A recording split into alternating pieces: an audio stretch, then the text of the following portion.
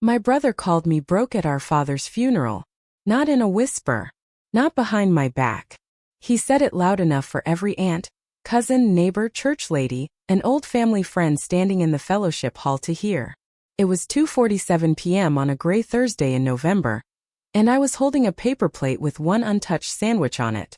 The funeral home had just lowered my father into the ground less than an hour before. I still had cemetery dirt on the heel of my left shoe.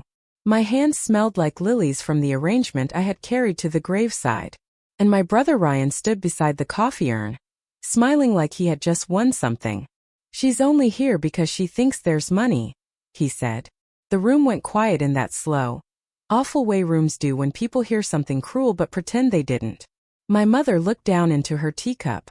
My Aunt Linda froze with a plastic fork halfway to her mouth. And Ryan, my older brother by 3 years, laughed.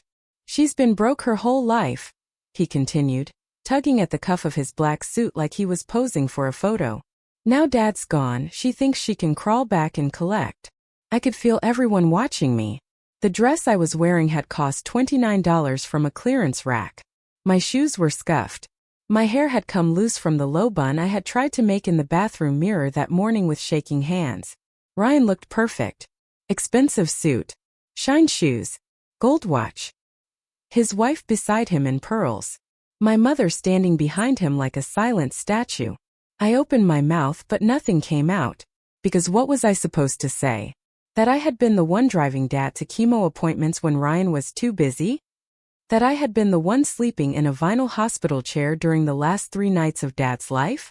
That I had paid the overdue utility bill at Dad's house in September because Ryan had forgotten again? That I hadn't come for money? I had come because despite everything, he was still my father. Ryan took one step closer and lowered his voice just enough to sound intimate, but still loud enough to humiliate me. "You should leave before the lawyer gets here," he said. "Trust me, Claire. There's nothing for you." That was my name. Claire Morgan. 32 years old. The disappointing daughter. The broke one. The one who moved away. The one who never measured up. I looked at my mother then, waiting for her to correct him. Waiting for one word. One small defense. One sign that even at my father's funeral, there was still a line Ryan wasn't allowed to cross. She stirred sugar into tea she wasn't drinking. And that was when the side door opened. A man in a dark overcoat stepped into the fellowship hall holding a brown leather folder against his chest. Mr. Halpern. My father's lawyer. He scanned the room once, then looked directly at me. Not at Ryan. Not at my mother. At me. And in that moment, Ryan's smile faded just a little. Mr. Halpern walked toward the front table, placed the folder beside the framed photo of my father and said, "Before anyone leaves, your father requested that I read one final document in front of the family." Ryan laughed again, but this time it sounded thin. "There's already a will," he said. Mr. Halpern looked at him over his glasses. "Yes," he replied. And then there was a second one. That was the first time all afternoon my brother stopped smiling. And it was the first time I understood that my father had not died with all his secrets buried. 2. Before everything broke. Before that day, I had spent most of my life believing love was something I could earn if I just worked hard enough. I was the daughter who remembered birthdays. The daughter who showed up early to help set tables. The daughter who picked up prescriptions, paid small bills nobody mentioned, stayed quiet when jokes cut too deep, and apologized even when I had done nothing wrong. My father, Daniel Morgan, was not an easy man to love. He was quiet in a way that could feel like warmth or punishment depending on the day. He owned Morgan Hardware, a family store in our small Ohio town that had been around since my grandfather opened it in 1968. It smelled like sawdust, fertilizer, paint thinner, and old coffee. As a child, I loved that store more than our house. Dad would let me sit behind the counter and sort screws into tiny drawers. He taught me how to cut keys before I learned how to drive. When I was 12, he showed me how to read invoices and said, "Numbers tell stories too, Claire. You just have to listen." I listened. I listened to everything. By high school, I knew more about the store's accounts than Ryan did. Even though everyone said Ryan would inherit it one day. Ryan was the son, the firstborn, the athlete, the charmer, the one my mother called our future. My mother, Elaine, believed in appearances the way some people believe in religion. Our lawn had to be edged. Our clothes had to be pressed. Our smiles had to match the family Christmas card. If something ugly happened, we didn't discuss it. We decorated around it. When Ryan crashed Dad's truck senior year after drinking at a lake party, Mom told everyone a deer jumped into the road. When Ryan dropped out of community college after one semester, she told people he was exploring business opportunities. When Ryan borrowed money and didn't pay it back, she said, "He's under pressure. Men carry different burdens." But when I got a scholarship to study accounting 2 hours away, she cried for 3 days and told relatives I thought I was too good for the family. "You always were ungrateful," she said the night before I left for college. "Your brother understands loyalty." I wanted to say loyalty wasn't staying small so no one else felt threatened. But I didn't.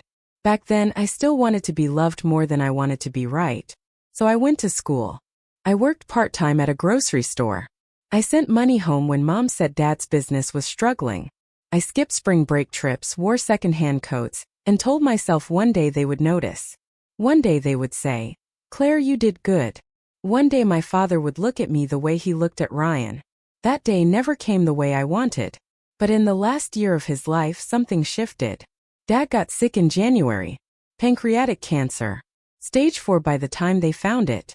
Ryan cried loudly in the hospital hallway the day we got the news. He hugged nurses. He called relatives. He posted a black and white picture of Dad on Facebook with a caption about heroes and family. Then he disappeared. He had meetings.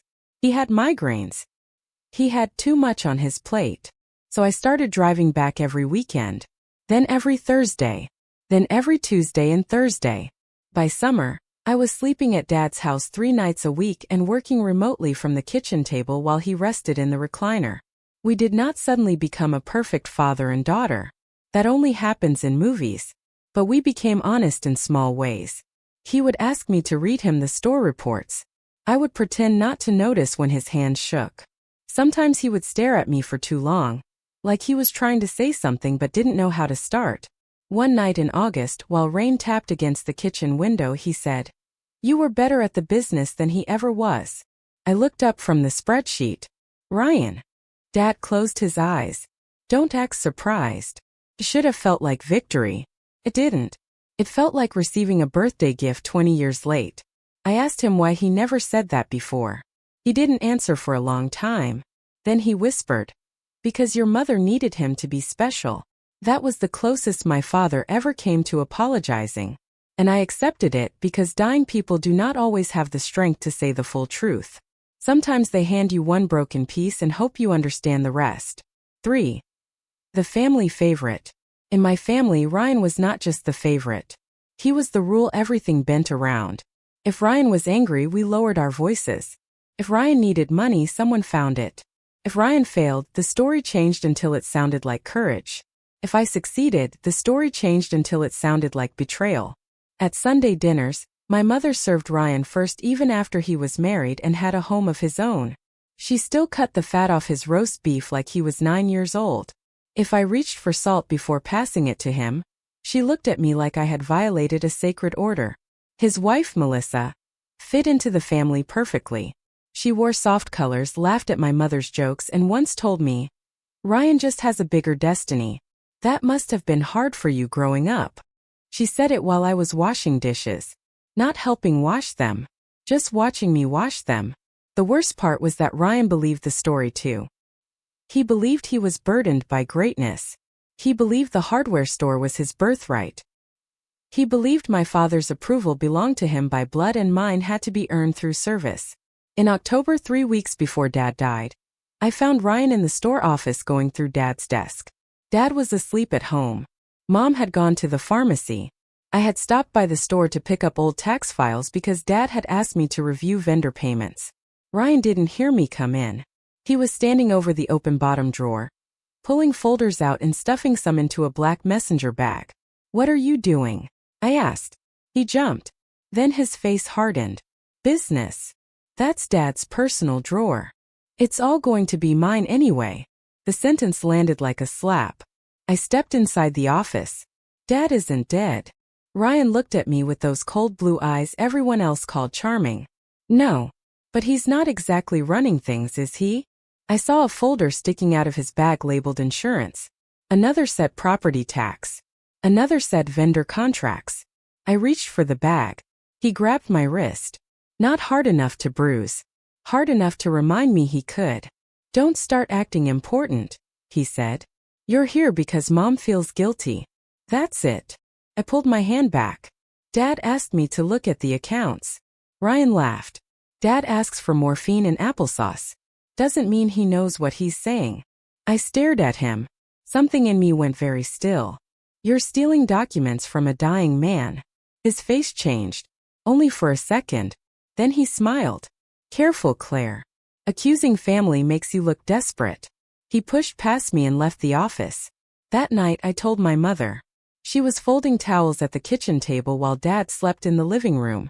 I kept my voice low, but my hands were shaking. Ryan took files from Dad's office. She didn't even look up. He's preparing. For what? For responsibility. He grabbed insurance documents and contracts. Mom snapped a towel in half. Your brother has carried the pressure of this family for years. I almost laughed. Ryan had carried nothing except the expectation that someone else would clean up after him.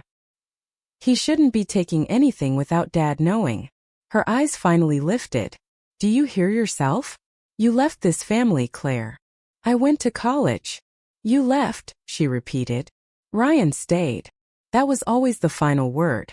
Ryan stayed. It didn't matter that he stayed because people paid his bills. It didn't matter that I left because nobody offered me a place. In my mother's mind, distance was betrayal, and dependence was devotion.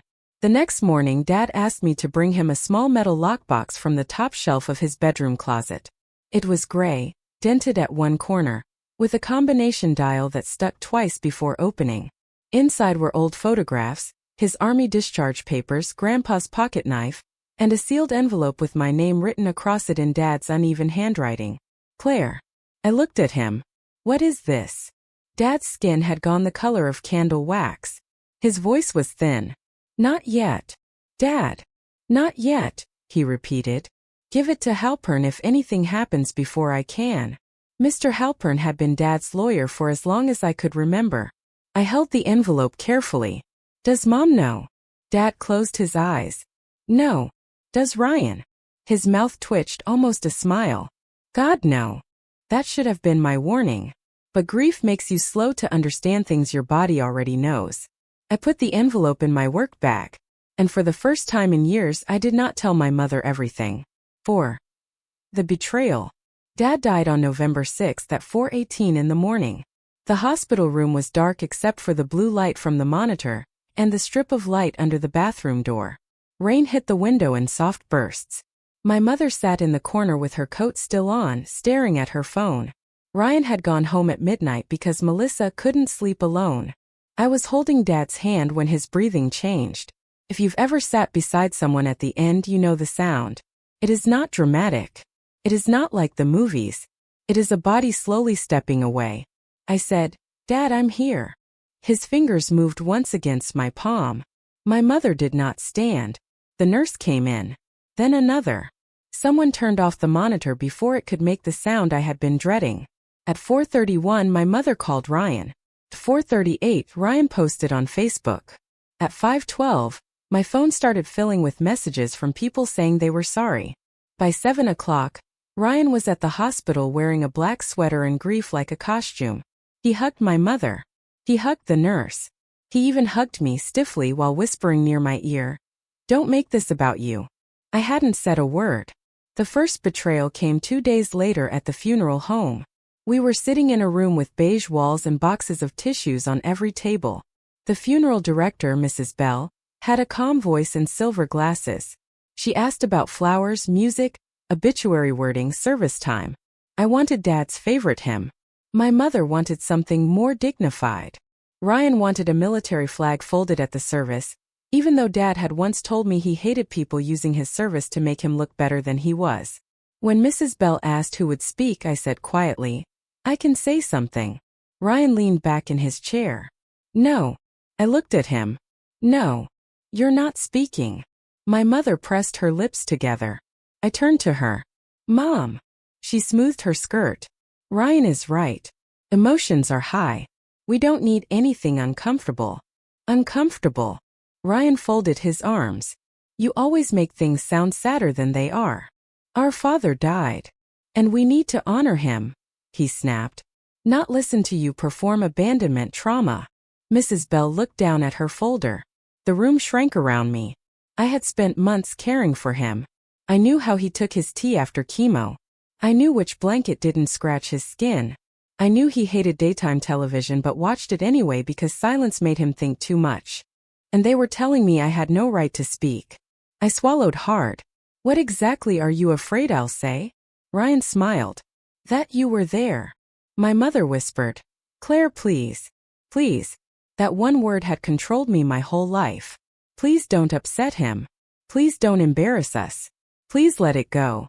Please understand your brother. Please be smaller so the family can stay comfortable. I looked at Mrs. Bell and said, I won't speak. Ryan nodded satisfied. Then he slid a paper across the table. It was a copy of Dad's will. Or what I thought was Dad's will. I saw the date first. 7 years old. I saw Ryan's name. Then my mother's. Then mine. $1. My inheritance was $1. I stared at the page until the words blurred. Ryan tapped the paper with 2 fingers. Dad was clear. My mother reached for my hand but I pulled it away. Did he know this was still active? Ryan's voice hardened. Are you calling Dad incompetent? No. I'm asking if he updated it. Mom's eyes filled with tears but not for me. Don't do this now. Ryan leaned forward. You left. You barely came around until he got sick. And now you want to question his wishes. I let out a breath that shook. I was there every week. Because you smelled money. There it was. The line he would repeat until everyone believed it. I looked at my mother again. She said nothing. Ryan gathered the papers and placed them back in his folder. Then he said the cruelest sentence anyone had ever said to me. Dad knew exactly what you were worth. I did not cry in that room. I did not scream. I did not defend myself.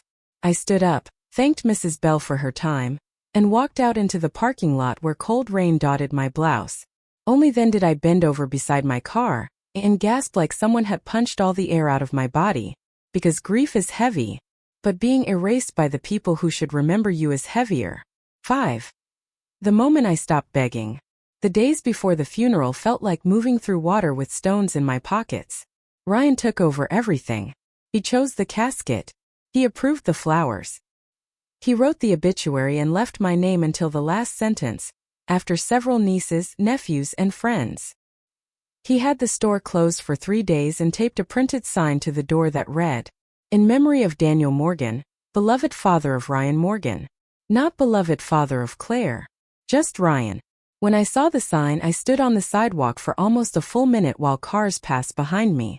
A woman from town, Mrs. Dempsey, came out of the bakery next door and touched my arm. Honey, she said. I'm so sorry. I nodded because I didn't trust my voice. Her eyes moved to the sign. Something flickered across her face. Pity. That was worse than cruelty sometimes. The family group chat became a stage for Ryan's grief. He sent photos of Dad's old watch. Dad's boots. Dad's empty recliner. People replied with broken hearts and prayers. When I wrote, Dad liked the blue tie best. Maybe he should wear that. Nobody answered. 20 minutes later, Ryan wrote, We chose the red one.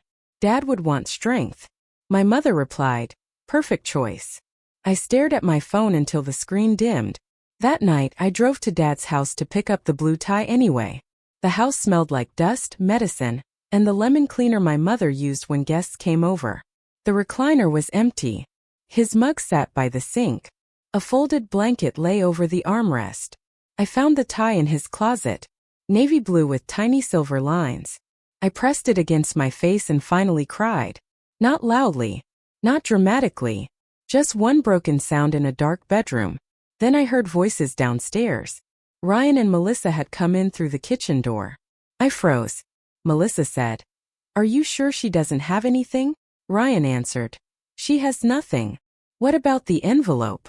My fingers tightened around the tie.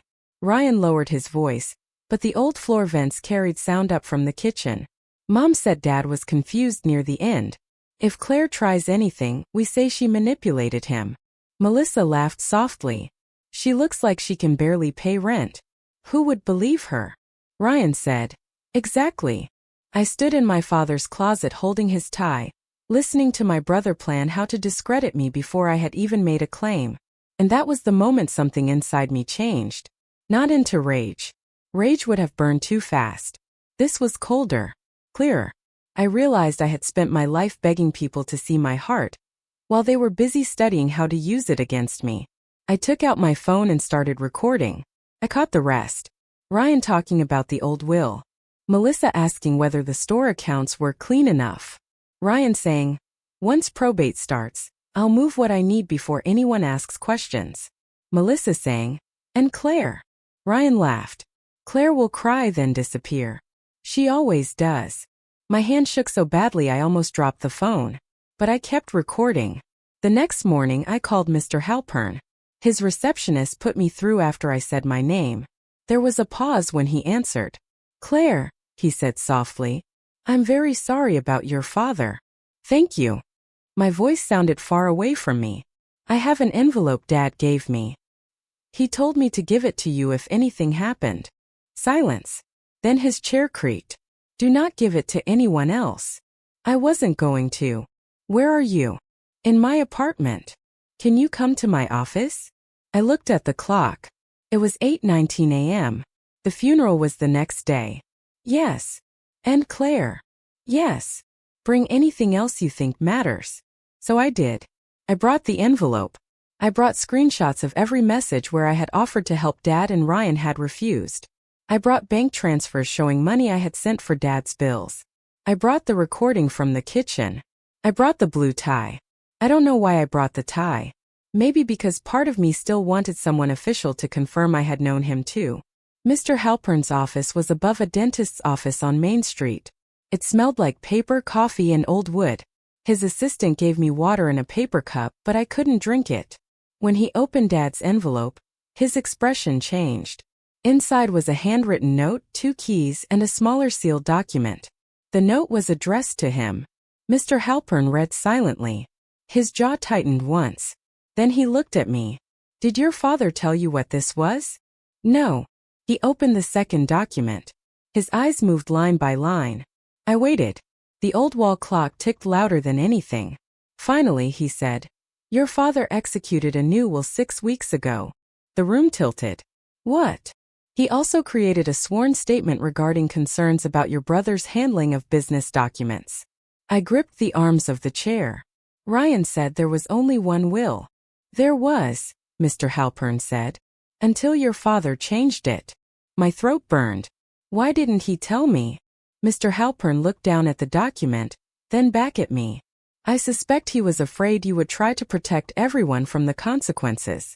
That hit me harder than I expected. Because he was right. If Dad had told me everything while he was alive, I might have begged him not to blow up the family. I might have said, don't hurt Mom. I might have said, Ryan will change.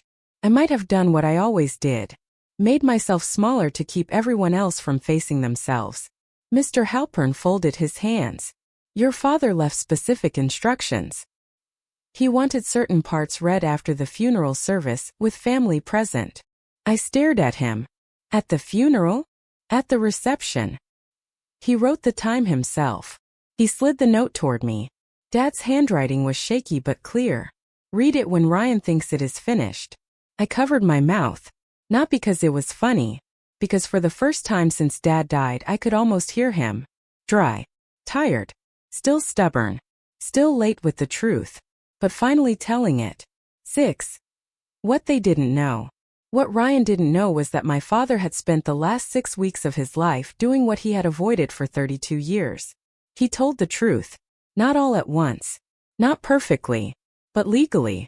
Mr. Halpern explained everything slowly because I kept needing him to repeat himself. The old will was real. 7 years earlier, during a fight after I refused to move back home and work under Ryan for half my salary, Dad had changed his estate plan. Under pressure from my mother and Ryan, he left me $1. That document reflected anger, Mr. Halpern said. Not judgment. I almost laughed at that. Anger had been enough to erase me for 7 years. But then near the end, Dad had reviewed the store accounts. He had found irregular transfers, vendor overpayments, cash withdrawals. A business credit line opened under the store without his full understanding. Ryan had been taking money from Morgan Hardware for years while telling everyone I was the irresponsible one. First, Dad didn't want to believe it. He asked me 3 times if there could be another explanation, Mr. Halpern said. Was there? No. The proof was not dramatic. That almost made it worse. No secret mansion. No movie villain plan. Just steady theft hidden under family trust. A few thousand here. A forged signature there. A personal vacation categorized as supplier travel. Melissa's boutique invoices paid from the store account as display materials. Ryan had not stolen in one grand act. He had bled the business slowly, confident no one would question the favorite son. Dad hired a forensic accountant quietly. He signed a new will. He changed the store ownership structure. He transferred controlling interest in Morgan Hardware into a trust. And he named me trustee. Not because I had begged. Not because I was his daughter. Because, according to the document, I was the only person he trusted to protect what his father built. That sentence undid me. I had wanted "I love you." I got "I trust you." It was not the same. But it was not nothing. There was more. Dad left my mother the house for her lifetime, but not ownership to sell it. She could live there as long as she maintained it, and did not allow Ryan to borrow against it. He left Ryan a conditional share of the business profits, only if Ryan cooperated with a full audit and repaid unauthorized funds. If Ryan contested the will or attempted to remove records from the store, his share would be suspended. There was also a letter. Mr. Halpern did not let me read it yet. Your father wanted this read aloud, he said. To everyone? To those present after the service. I stared at the sealed page. My whole life my family had used silence like a locked door. Now my father had made truth public on purpose. I didn't know how to feel. Part of me was relieved. Part of me was furious. Because why now? Why after I had learned to live without being defended? Why after I had swallowed every insult? Why after he was gone when I couldn't ask him why he waited so long? Mr. Halpern must have seen it on my face. Claire, he said gently, this does not erase what happened. I looked at the floor. No. But it may stop them from continuing it. That was the sentence I carried into the funeral. Not hope. Not revenge. A boundary. It may stop them from continuing it. The morning of the service, I wore the $29 black dress and Dad's blue tie folded in my purse. I arrived early. The church smelled like candle wax and raincoats. The sanctuary lights made everything look softer than it felt. Dad's casket sat at the front, covered in white flowers Ryan had chosen because they looked expensive. People hugged me carefully like grief was contagious. Some avoided my eyes. I heard whispers. Only got $1 apparently. Ryan said she came asking about money. Such a shame. Families get ugly when someone dies. I stood beside the guest book and signed my name. Claire Morgan. Daughter. The pen left a small blot of ink after my last name. Ryan saw me and walked over with Melissa on his arm. He looked me up and down. You came. It's Dad's funeral. Try not to embarrass us. Melissa tilted her head. That dress is simple. I smiled faintly. Thank you. She blinked, disappointed that it didn't land. My mother stood near the casket greeting guests like a politician's wife. When she saw me, she gave me a small nod. Not a hug. Not comfort. A nod. During the service, Ryan gave the eulogy. He cried at the right places. He told a story about Dad teaching him to swing a hammer, though I knew Grandpa had taught Ryan because Dad was working inventory that day. He called Dad his hero. He said, everything I am, I owe to him. I watched my brother lie in front of a cross, and I felt strangely calm. Not because I didn't hurt, because I finally understood that some people do not fear lying. They fear being corrected. At the graveside, my mother leaned on Ryan. Melissa dabbed her eyes with a lace handkerchief. I stood at the back, holding the blue tie in my coat pocket. When the funeral director invited us to place flowers on the casket, I waited until everyone else stepped away. Then I laid the tie on top of the flowers. My mother hissed. Claire. I stepped back. Ryan's jaw flexed. But he said nothing. Not there. He saved it for the fellowship hall. He waited until coffee was poured, sandwiches were served, and enough people had gathered to witness my humiliation. Then he called me broke. And he told me there was nothing for me. And he smiled because he believed the story was already over. But Dad had written one final scene. 7. The reveal. Mr. Halpern did not raise his voice when he asked everyone to gather. That made people listen more. He stood at the front of the fellowship hall beside the framed photo of Dad. The room still smelled like coffee, ham sandwiches and wet wool coats. Rain tapped against the narrow windows. Folding chairs scraped the floor as relatives turned toward him. Ryan stepped forward quickly. Arthur, he said, using Mr. Halpern's first name like they were equals. This isn't necessary here. Mr. Halpern opened the brown leather folder. Your father believed it was. My mother's face tightened. What is this about? A document Daniel asked me to read after his funeral service. Ryan laughed once. That's absurd. Mr. Halpern looked at him calmly.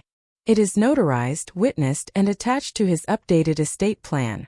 The words moved through the room like cold air. Updated estate plan. My Aunt Linda whispered. Updated. Ryan turned toward the room with a practiced smile. Dad was heavily medicated near the end. We all know that. I felt people look at me. There it was. The story Ryan had prepared. Confused father. Manipulative daughter. Poor Claire, always desperate. Mr. Halpern removed a document from the folder. Daniel anticipated that concern. Ryan's smile stiffened. Mr. Halpern continued. His new will was signed on September 24th in my office, in the presence of 2 witnesses and a physician who confirmed capacity. A silence fell so complete I could hear the ice shift in someone's plastic cup. My mother gripped the back of a chair. Ryan said, Physician. Yes, Mr. Halpern said. Dr. Marquez. Dr. Marquez had been Dad's oncologist. A woman in the back murmured. Oh. Ryan's face flushed. That still doesn't explain why this needs to be public. Mr. Halpern looked down at the first page. I will now read Daniel Morgan's personal statement. My knees felt weak. I stayed standing anyway. Mr. Halpern began. To my family.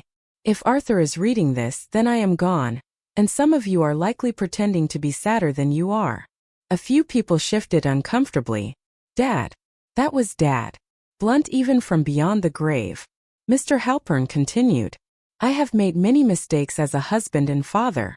The largest was allowing peace in my house to matter more than fairness. My mother closed her eyes. I let Elaine protect Ryan from consequences. I let Ryan believe birth order was the same as character. I let Claire believe silence meant she was unwanted. My chest tightened so sharply I almost stepped back. Ryan snapped. This is disgusting. Mr. Halpern paused. Daniel instructed me to finish without interruption. Ryan looked around expecting support. No one moved. Mr. Halpern continued. Claire, if you are hearing this, I owe you more than paper can give. You showed up when it was inconvenient. You stayed when it was painful. You did not ask me for money. You asked me if I had eaten. My vision blurred. I pressed my nails into my palm. I refused to cry in front of Ryan. Not yet. You knew the store better than anyone because you paid attention when others performed loyalty. Your grandfather saw it. I saw it too late. A small sound escaped my mother. Ryan's eyes flashed. This is her doing, he said. She wrote this. Mr. Halpern reached into the folder and removed another page. For that reason, he said, ignoring Ryan. Daniel requested that his handwriting samples, physician statement, and video verification be retained with my office. Melissa whispered. Video. Mr. Halpern nodded to his assistant, who had entered quietly and placed a small tablet on the front table. Ryan took one step back. The screen lit up, and there was my father. Thinner. Pale. Sitting in Mr. Halpern's office wearing the brown cardigan I had washed twice a week because he said hospitals were always cold. His voice came through the tablet, rough but clear. My name is Daniel Robert Morgan. Today is September 24th. I am of sound mind though my body is failing. I am signing this will because I have let the wrong people control the story long enough. My mother covered her mouth. The room did not breathe. Dad looked into the camera. Ryan, if you are angry, ask yourself why truth feels like an attack. Ryan said. Turn it off. No one did. Dad continued. Claire did not manipulate me. She did not ask for the store. She did not ask for the house. She asked me where I kept the nausea pills and whether I wanted soup. My throat closed. I remembered that day. Tomato soup. He had eaten 3 spoonfuls and apologized for wasting the rest. The video ended. Mr. Halpern picked up the will. Ryan's face had gone red all the way to his ears. This is insane, he said. He was dying. She got into his head. I finally spoke. My voice was quiet. If I had that much power, Ryan, I would have asked him to love me sooner. The room went still again. Ryan looked like I had slapped him. My mother whispered, Claire. I turned to her. No, not this time. Mr. Halpern read the terms. The house remained in a life estate for my mother, protected from loans and sale. Morgan Hardware was placed in the Morgan Family Trust. I was named trustee and majority controlling beneficiary. Ryan's share was conditional upon audit cooperation and repayment of unauthorized withdrawals. If he contested the will without evidence, interfered with store records, removed assets, intimidated witnesses, or attempted to defame me regarding the estate, his distributions would stop pending court review. Claire Morgan. Daughter. The pen left a small blot of ink after my last name. Ryan saw me and walked over with Melissa on his arm. He looked me up and down. You came. It's Dad's funeral. Try not to embarrass us. Melissa tilted her head. That dress is simple. I smiled faintly.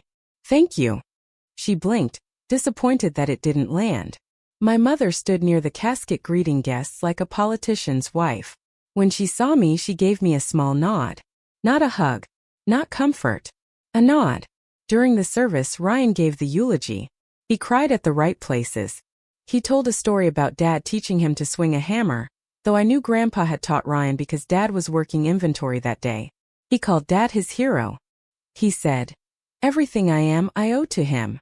I watched my brother lie in front of a cross, and I felt strangely calm.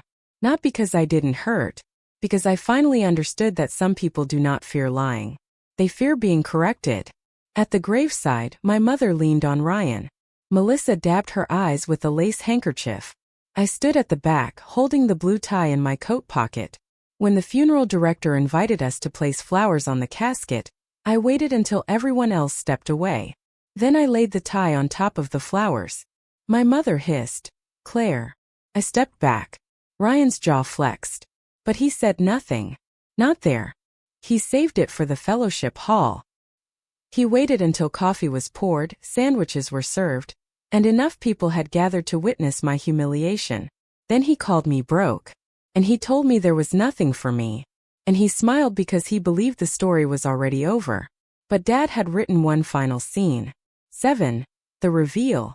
Mr. Halpern did not raise his voice when he asked everyone to gather. That made people listen more.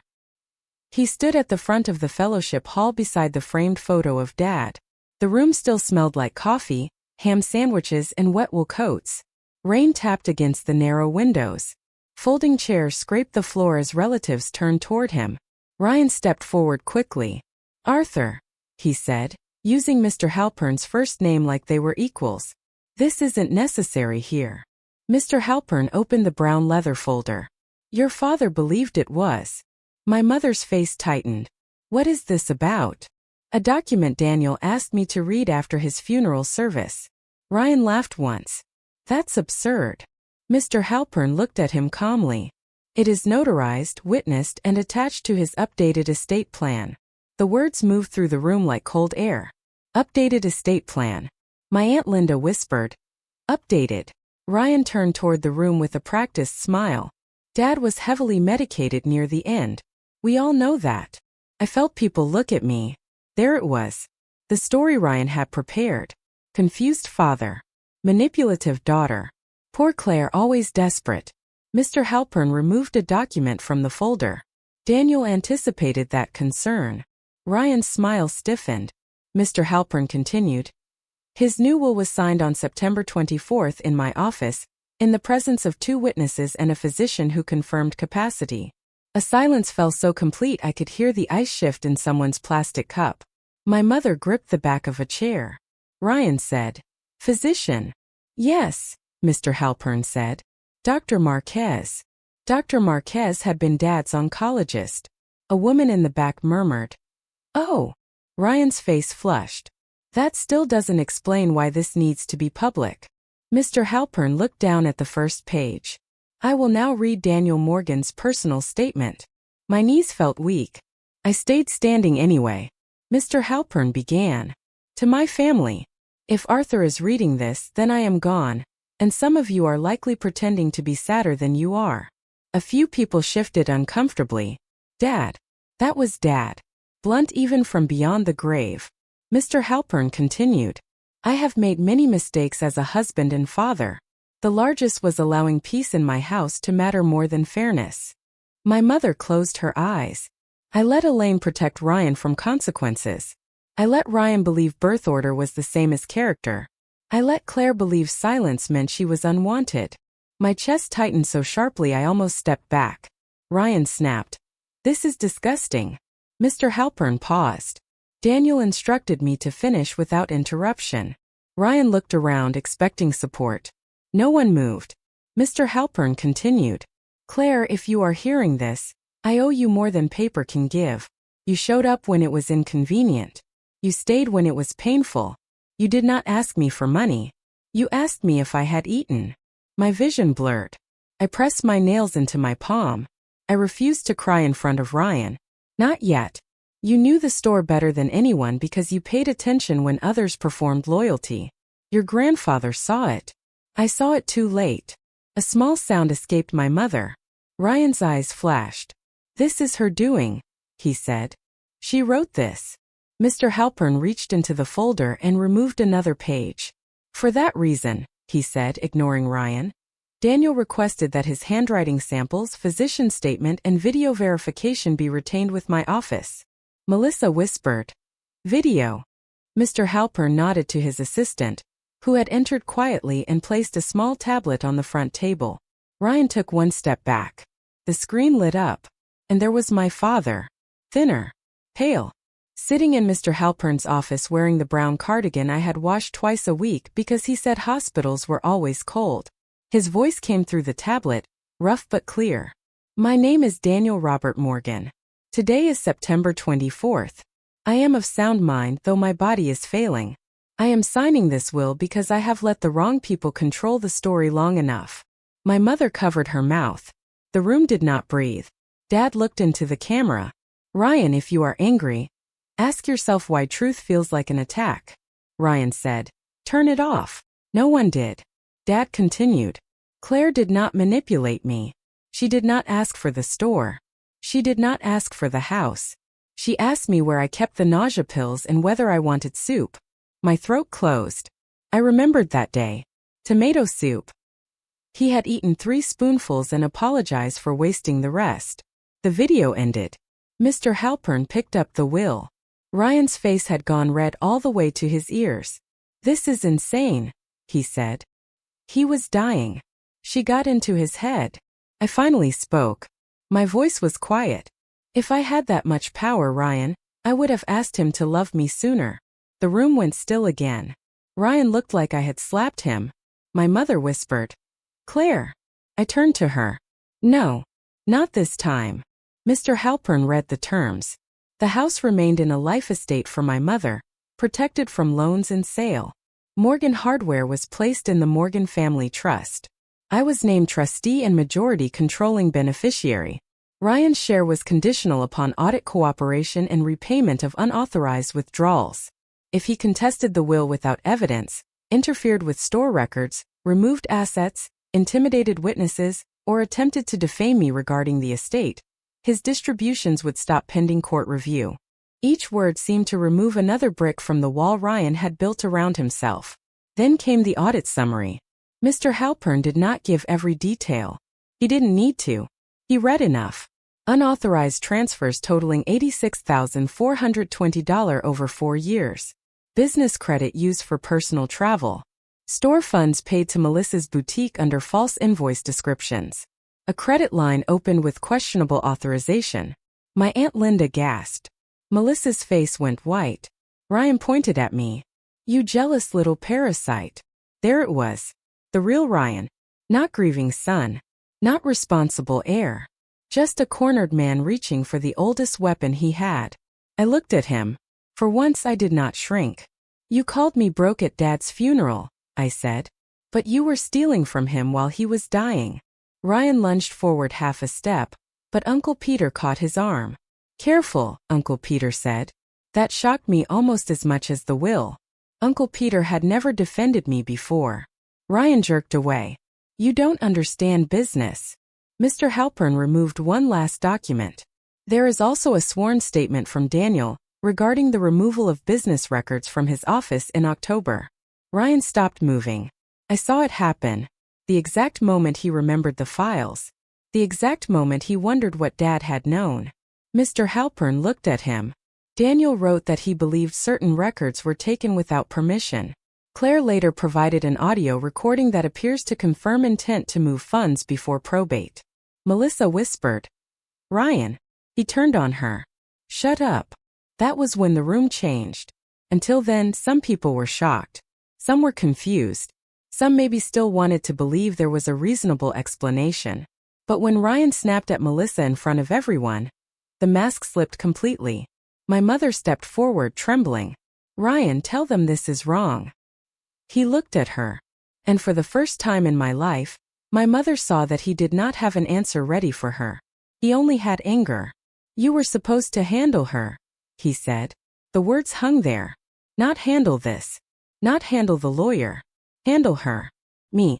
My mother's face crumpled. It should have felt satisfying. It didn't. It felt like watching someone finally notice the fire after standing in smoke for years. Mr. Halpern returned to Dad's letter. There is one final paragraph. I braced myself. To Elaine. You loved our son by protecting him from shame, and you called it motherhood. But shame unpaid becomes debt, and someone always collects. Do not ask Claire to pay it anymore. My mother sat down hard. Mr. Halpern's voice softened. To Ryan. You may still choose honesty, but if you choose greed, you will do it without my name covering you. Ryan stared at the floor. To Claire. You are not receiving this because you were the child who suffered most. Pain is not a qualification. You are receiving this because you were honest when dishonesty would have benefited you. You were steady when others were loud. You were loyal without demanding an audience. I should have said this while I could look you in the eye. Mr. Halpern paused. My breath caught. Then he read the last line. You were never worth $1. That was my failure, not your value. The first tear fell before I could stop it. I wiped it away quickly, but another followed. No one spoke. Not even Ryan. Outside, the rain had stopped. The windows glowed with that pale afternoon light that comes after a storm, when the world looks washed but not healed. Mr. Halpern closed the folder. Ryan looked at me with pure hatred. This isn't over. I nodded once. You're right, I said. The audit starts Monday. His mouth opened. Nothing came out. For my entire life, Ryan had used volume as proof. That day, silence finally beat him. 8. The fallout. By morning, the story had spread through town. Not because I posted it. I didn't. I went home after the funeral, took off the $29 dress, placed Dad's blue tie on my kitchen table, and sat in the dark for almost an hour without moving. But people talk. Especially people who witnessed a man call his sister broke minutes before a lawyer exposed him for stealing from his dying father. The family group chat exploded before 8 a.m. Aunt Linda wrote, Ryan, is what Mr. Halpern read true? Uncle Peter wrote, you need counsel.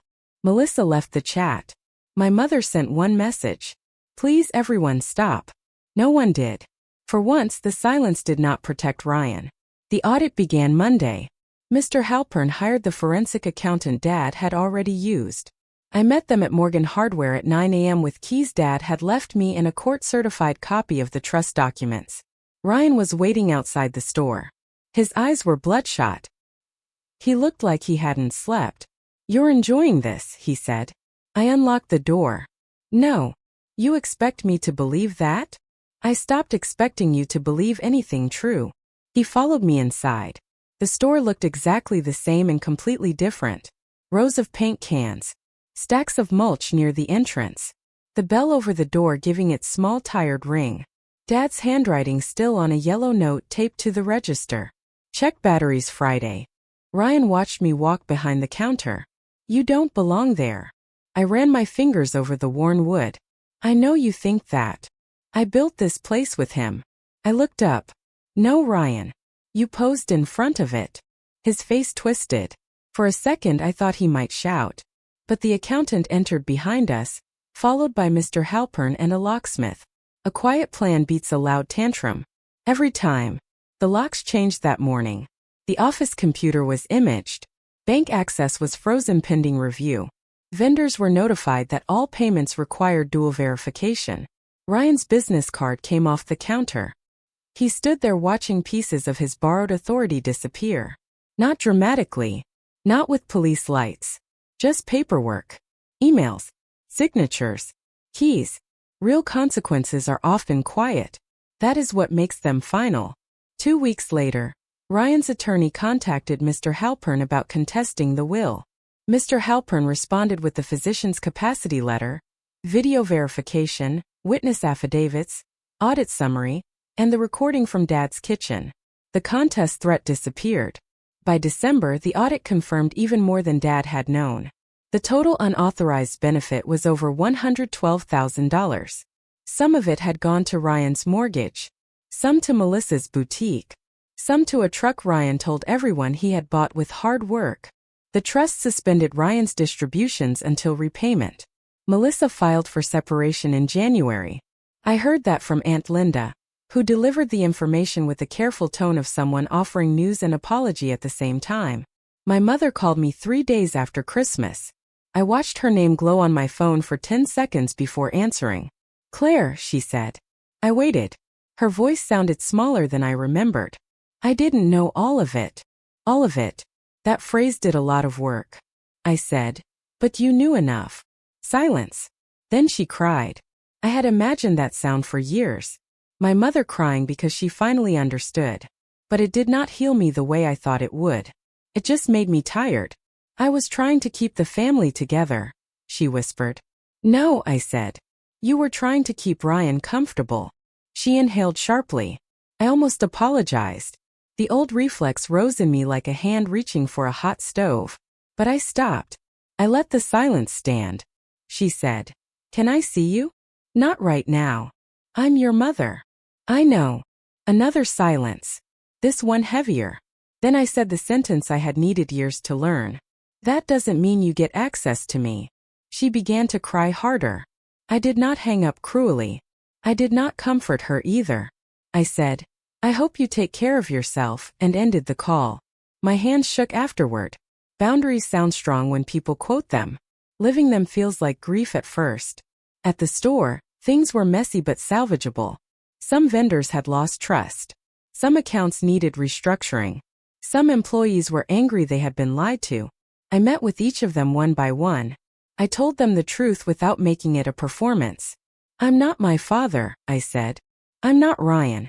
I'm not here to pretend the last few years didn't happen. But if you want to help rebuild this place honestly, there's room for you. Most stayed. One older employee, Marcus, who had worked there since I was in middle school, waited until everyone else left. Then he placed a small brass key on the counter. Your dad gave me this years ago, he said. What is it? Key to the old back cabinet. He said if things ever got ugly, I should make sure you opened it. Inside the cabinet were old ledgers from my grandfather's time, photographs of the store being built, and a Polaroid of me at 13 standing behind the counter holding a label maker. On the back, in Dad's handwriting, it said, Claire knows where everything goes. I sat on the dusty floor and cried. Not because of the store. Because there it was again. Proof that my father had seen me. Not enough. Not soon enough. But more than I had allowed myself to believe. 9. What I learned. It has been 9 months since my father's funeral. Morgan Hardware is still open. The sign outside has been repainted, but I kept the old lettering style because Grandpa chose it. We added a small bookkeeping office in the back where I now work 3 days a week. I still have my accounting clients, but the store has become part of my life in a way I never expected. Not as a trophy, not as revenge, as repair. Ryan does not speak to me. His attorney arranged a repayment plan through the trust. He sold the truck. Melissa's boutique closed quietly in March. I do not celebrate that. I know some people want revenge stories to end with villains crawling through the mud while everyone claps. Real life is not that clean. Ryan lost money, reputation, and control. But I think the thing he hated losing most was the family story. He could survive being called irresponsible. He could survive debt. He could survive legal consequences. What broke him was people finally seeing that his confidence had been built out of other people's silence. My mother still lives in Dad's house. The trust pays property taxes directly. She cannot borrow against it. She cannot sell it. She cannot use it to rescue Ryan. Sometimes she leaves voicemails. They are not cruel anymore. That almost makes them harder. Claire, I found your old school photo. Claire, I made too much soup. Claire, I know you may not answer, but I wanted to say I'm thinking of you. I listen to some. I delete others. I have not decided what forgiveness looks like. Maybe it will be a conversation one day. Maybe it will be distance without hatred. Maybe it will be accepting that some people can regret hurting you and still not be safe enough to return to. I used to think closure meant getting the apology exactly the way you dreamed it. Now I think closure is when the apology stops being the thing you need in order to live. As for Dad, I still get angry. That surprises people. They expect the second will to fix everything. It didn't. A will can transfer property. It cannot give back childhood dinners where you were ignored. It cannot rewrite every time your mother chose your brother's comfort over your dignity. It cannot undo the old $1 will or the years I spent believing maybe I really was worth that little. But the second will gave me something. Not money. Not even justice. It gave me confirmation. And confirmation matters when you have been gaslit by a whole family system. Told me I was not crazy. I was not bitter. I was not imagining the imbalance. I had been betrayed. I had been humiliated. I had been abandoned in plain sight. And I had still remained honest. There is a kind of peace in knowing the truth even when the truth hurts. One afternoon in April, I stood behind the counter at the store while a little girl helped her father pick out drawer handles. She couldn't have been more than 8. Her father crouched beside her and said, "You've got a good eye." The girl beamed. Such a small sentence. Such an easy gift. I had to turn away for a second. Not because I was jealous. Because I realized how little it costs to encourage a child. And how expensive it is when you don't.